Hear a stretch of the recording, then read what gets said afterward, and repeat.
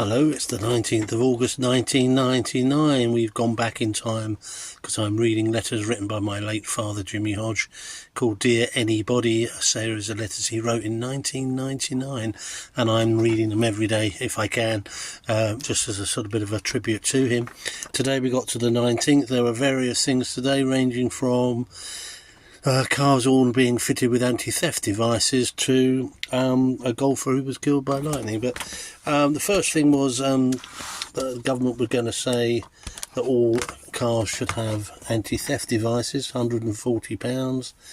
And I think probably most modern cars don't have some sort of anti-theft device, not a separate thing. So that probably has been done, I would think.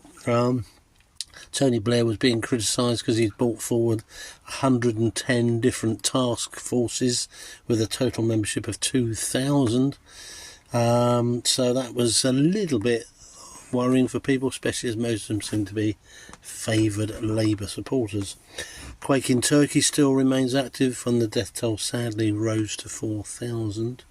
A golfer sheltering under an umbrella, which you don't do, by the way, died in horror, died gruesomely because he was hit by lightning. And any golfer will tell you the one thing you don't do is put your umbrella up in the rain. However, having said that, why on earth golfers are not supplied with totally plastic umbrellas is beyond me. So that's a bit weird. If you haven't got that, there we go.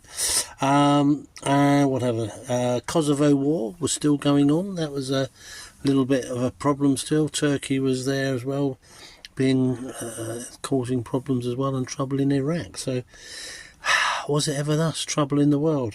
Finally, Dad's PS. A survey of GPs has shown that patients who fail to turn up for appointments cost the NHS £150.